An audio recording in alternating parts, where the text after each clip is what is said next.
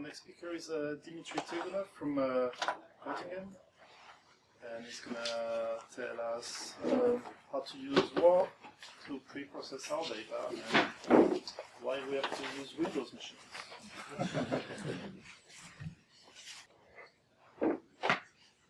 Alright, so we come to the last and perhaps the very best of the Cryo-EM best practices today. And that is using Warp to pre-process your data on the fly. So, data pre-processing, as people and facilities used to do it before, was kind of like this. So you acquire data on a microscope, the data took up a lot of space because it was uncompressed, then you stored it, the acquisition took a couple of days. Then you started doing motion correction, CDF estimation. This again took a couple of hours in the best case. Then you started picking particles manually, which in turn took another couple of hours. Then you used your manually picked particles to do template matching and to inspect hopefully all of your micrographs to make sure there are no bad ones among them. And manually inspecting the auto-picking results on the micrographs usually takes a couple of days if you do it really thoroughly on a big data set. And then finally you arrive at a stack of particles which you can use for further processing. Now, what this pipeline looks like in Warp now, we acquire data on the microscope. The data are immediately compressed. Now, we used to use EPU, which does not support data compression yet, so we wrote our own tool which automatically grabs the MRC stacks, compresses them to TIFFs, and then puts them to a different location. Now, of course, since Wim has convinced us to use serial EM, finally, we're going to get compressed TIFFs right from the data acquisition. And then there are the same three main pre-processing steps: frame alignment, defocus estimation, and particle picking. They're all done in Warp on the fly. It takes about 40, in the worst case, seconds. And it automatically extracts all of the particles, exports their metadata.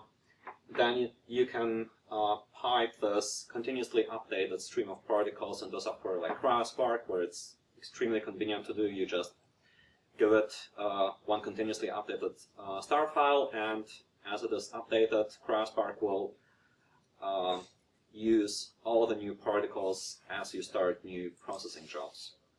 And Christian, who's also here from our lab, also wrote a very nice script to also automate the restarting of Cryo-Spark jobs. Now, people have been trying to automate this pipeline for quite some time now. The first really good attempt at that was probably Appian, and now we have many other packages like Focus or Scipion and all the other guys. So what is my claim to fame? Why should you use Warp? Especially since Ludo already told you it runs on Windows, and you don't like Windows. Well, technically, you could say that all of these things are automated. I mean, they're executed in a defined sequence. The intermediate results are passed correctly to the next step. But this is probably not what you would want to do if you wanted to automate these tasks. For some reason, this guy does not hold its hat. Yeah. Well, maybe this is actually the best example of actual automation. I mean, there are certainly people who use social media like that. But if you think about actual automation, this is probably more like what you would want to see. Like just working smoothly, perfectly. And so, instead of just reintegrating old algorithms that give you, well, suboptimal results, Warp re-implements all of those steps using its old algorithms, all integrated very tightly into a very rich user interface. So what it does for motion estimation, for motion correction and defocus estimation is it divides the movie into patch movies, defines a cost function for the difference between the individual patch frames and their averages, for the patch power spectra and the predicted theoretical CDF. Then it runs a quasi-Newton optimization to optimize these cost functions, ending up with a motion model that consists both of global and local motion, so kind of like motion core, but as you will see later, a bit better. And for the defocus, it ends up with a fairly accurate local defocus model without needing any information about the particle positions at this point. And as you will see later, this is almost as accurate as the new defocus, as the new reference-based defocus estimation in Reliant 3. And by far the worst step so far of the automated steps has been the particle picking. I think for many users who really want to get the last 0.1 angstrom out of their data, the golden standard for picking is still manual picking. And as I said before, this takes days and days, and it's a really unpleasant task. So Warp uses a fully convolutional UNet-like deep neural network with residual blocks. In case you want to know the details, there is also much more detailed talk about particle picking in Warp that you can watch on YouTube as part of the NROM deep learning workshop that they ran last April, in case you're interested in details. So perhaps the most critical detail here is that the network has been pre-trained on lots and lots of data. Because there are many different network architectures you could come up with. People have done that, like Cryo, or now also, what's it called, Topaz, the Deep Picker, and all the other guys.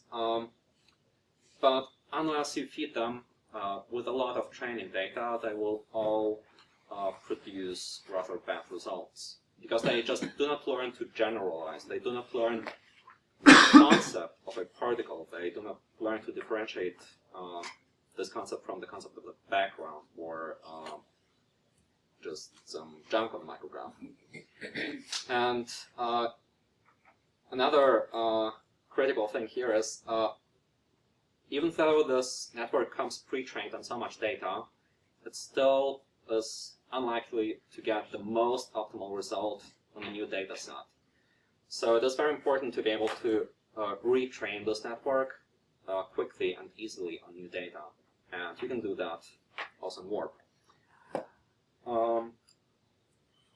Now, we like to say that we run a facility, but this facility is essentially run only for a single lab. So our infrastructure is, of course, much less sophisticated than most other facilities. And for Warp, this is really all you need.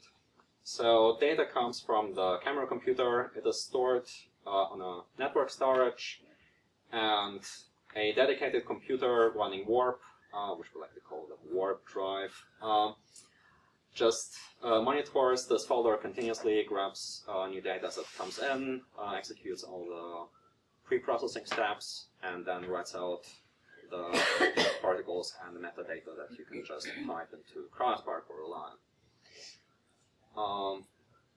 Right. I think it's really much easier to appreciate the visual part of it in a live demo. Let's see if I can make that work. Oops.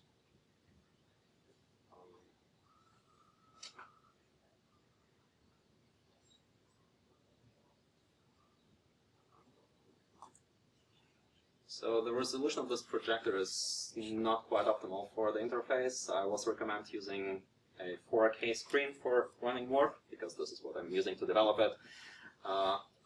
But yeah, I think you can see most things. So this is the user interface.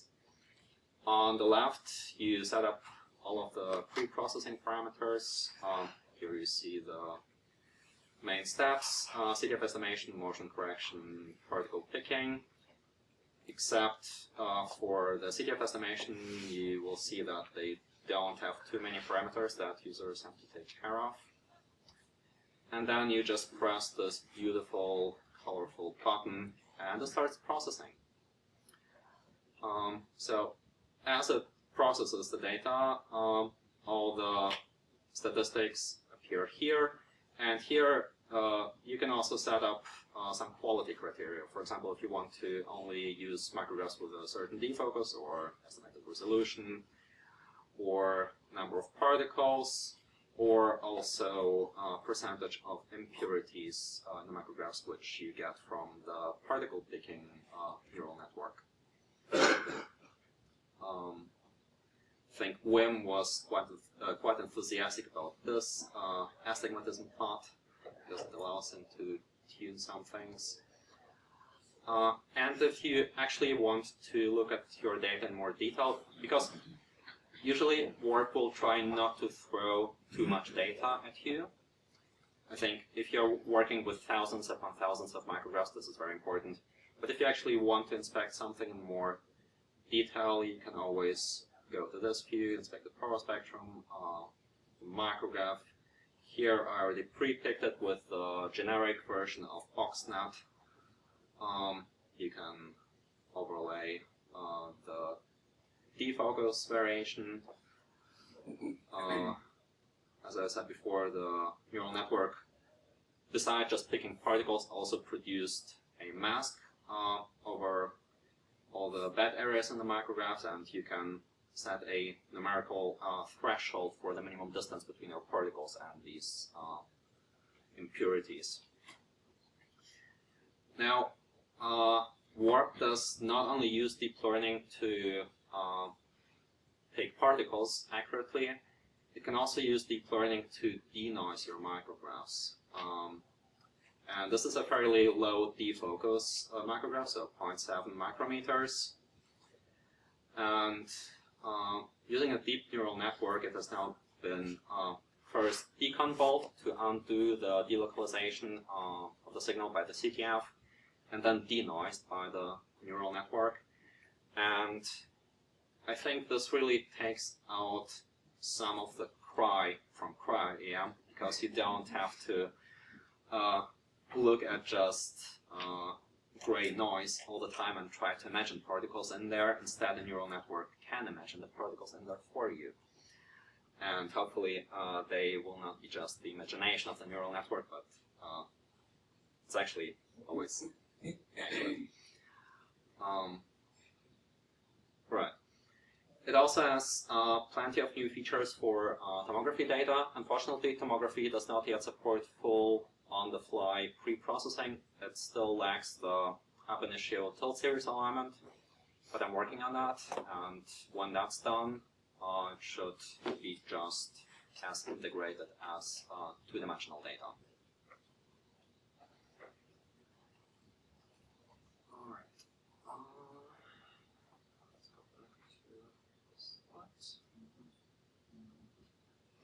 Okay. So, in terms of results, I mean, sure, the user interface is nice and it's all shiny and smooth, but what do you get in terms of processing results? Does it actually improve anything over the other algorithms? So, using the good old Dmitry Tegunov designers from Empire and just the pre-processing results from Warp, refined and reliant, you already get to 2.09 angstrom, which is pretty much the limit for this dataset, unless you correct for the beam tilt, because as we learned with the Reliant 3 paper, this dataset is surprisingly misaligned. Apparently they touched the alignments. But once you also use all the cool new things in Reliant 3, you get to a resolution to 1.86 angstrom, which is even 0.04 angstrom better than the best result in the Reliant 3 paper. Now, considering that I'm already using most of the values now estimated by Reliance new algorithms. How do I get those 0.04 angstrom extra? I think it's mostly due to much more accurate initial picking of the particles. In the Reliance 3 paper, they just did generic template matching. And even though people believe that you can get rid of most of the junk using 2D and 3D classification, I think that's really not always the case. To compare just the motion correction part of warp, I calculated the average of the quality of all CTF fits against the power spectra of the aligned movies. So as you can see here, you get slightly better alignment with warp compared to motion core settings. Right. Now, of course, this is a textbook data set. Pretty much all of the data that we work with are not as nice. So I took a more realistic data set from Empire. This is a 40-degree tilted data of a 150 kilodalton protein. And so in the original paper, they reached a resolution of about 4.2 angstrom. Using the very same protocols and just using the ab initio defocus estimates from warp, you already get to 3.5 angstrom. And if you run the full warp pipeline and take all of the particles that it gives you, which ends up being about 4 times as many as they used in the original paper. But since you get those particles for free, I think it's fair to use them for the comparison. You get a resolution of 3.2 angstrom. And in the Reliant 3 paper, they got this very same data set with all the cool new algorithms in Reliant to 3.1 angstrom. And they really made a point to show how their defocus estimation has a really large radius of convergence. So they basically started with perfectly flat defocus estimates, the global defocus estimate, and then refined the defocus over many, many iterations in Reliant. So it works, but especially if you are doing tilted data collection, you probably really want to start with the local defocus estimates provided by warp. Right, and you can get it. It's just a simple installer at warpm.com. It's super easy to install. So far, I think I've gotten maybe 2 or 3 actual questions regarding the installation process from the users. I think Wim did not have any problems installing it all by himself.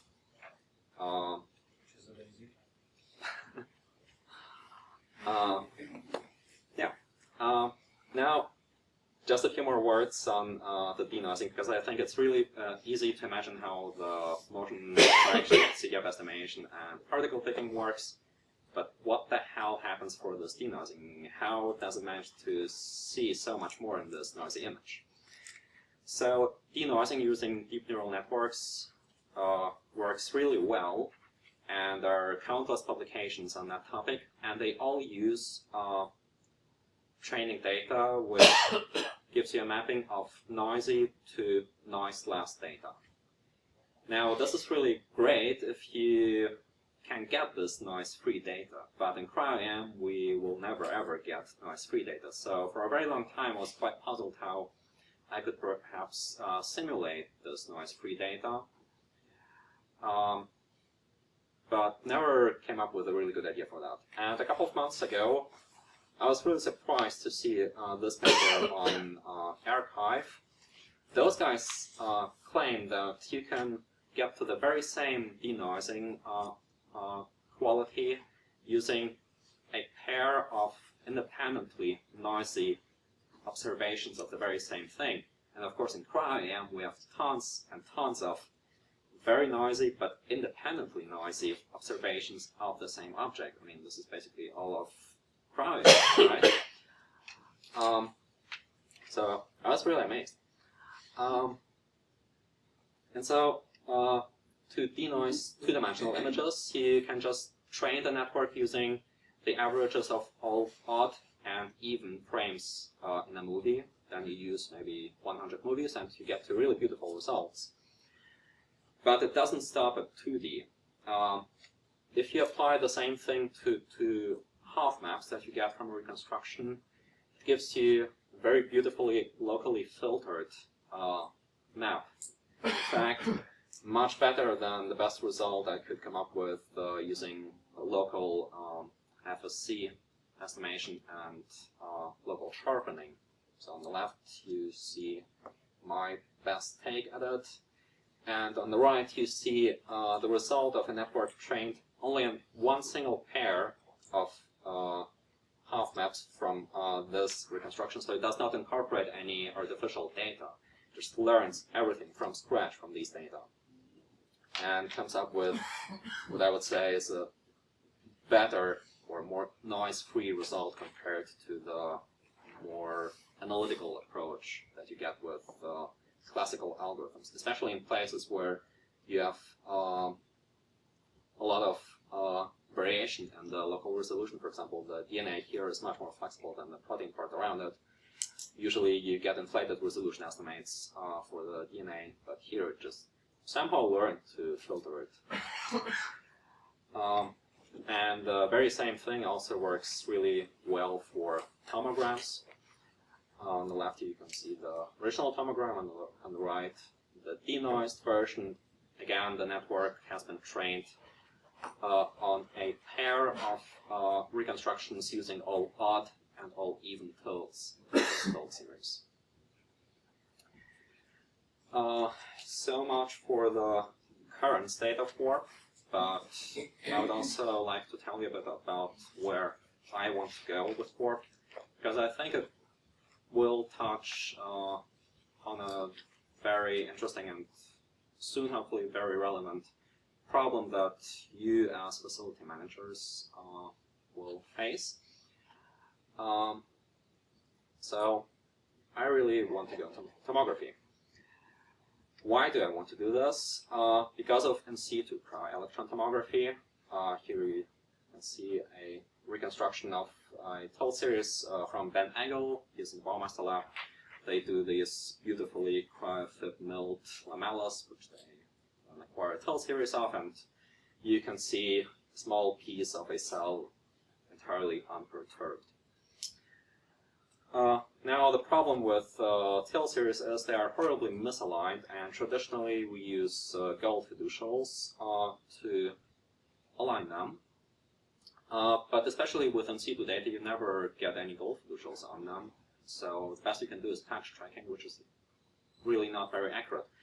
And even gold fiducial tracking is not that accurate at all, because all the gold beads have very different shapes. But especially in the case of in situ data, all of the data has tons and tons of natural motion markers, which you can use to optimize the tilt series alignment if you treat this system of thousands of particles as a multi-particle system, instead of just doing single particle analysis, and use that to optimize the hyperparameters of the whole tilt series. So this is what reconstructions from in situ sub-tomogram averaging used to look like. If you use this multi-particle based approach, which is already implemented in Warp but does not have a very good user interface yet, so you cannot access it yet. But this will hopefully come soon. You get, in case of ribosomes, to I think the first sub-nanometer resolution structure obtained for cryophyt lamella of eukaryotic cells. Also for proteasomes, you get high resolution than with previous approaches. But once we have more than just the Baumeister lab working on that, we will run out of all these low-hanging fruits very soon, because the only particles that are really numerous in the cell are probably ribosomes, proteasomes, and a bunch of other protein species. But most of the interesting things that you want to look at, they're extremely rare in the cell. So if we want to look at them in their native environment using in situ tomography, there are a couple of implications that we get with this multi-particle approach. First of all, the alignment gets more accurate if you can use more particles inside the tomogram. And at the same time, to get a high resolution reference for each particle species, you need as many copies as possible. Now the problem is, as I already said, for the vast majority of proteins, those tomograms will probably contain less than one particle of interest on the average in the whole tomogram. So to come up with a reasonable number of copies, you will need much more data than you can produce just by yourself as a lab or as a facility. At the same time, all of your data contain tens of, maybe even hundreds of thousands of particles that are interesting to other people that also want to do in situ tomography. And if you let those other people process or improve the processing of your data, the resolution of your own structures will also improve, because you now improve the alignment of the whole tomogram. So I think for methods developers, this presents a huge challenge in how to make this whole process more collaborative, how to standardize all those processing results, how do you let people use data from tens or maybe even hundreds of different microscopes, different facilities, processed in slightly different ways. I think this will also present a very interesting challenge for some facilities, because I think many of us can agree that in situ tomography is the next big frontier to explore in Cryo-EM once 2D in vitro gets boring. I think it's already getting boring. So maybe something to think about. And if you have really good ideas, I would love to hear them. And all of this has been paid for by my boss, Patrick Kramer. He is one of those crystallographer turned electron microscopy users that we discussed yesterday. But I would say he is one of the more reasonable ones. So he lets me develop methods for cryo, which is great. And I use data from Empire and to friends and collaborators. You can get warp from warpm.com. There are a bunch of other tools, especially related to tomography, on my GitHub repository. And if you want to get the latest updates, you're welcome to follow me on Twitter. And thank you very much.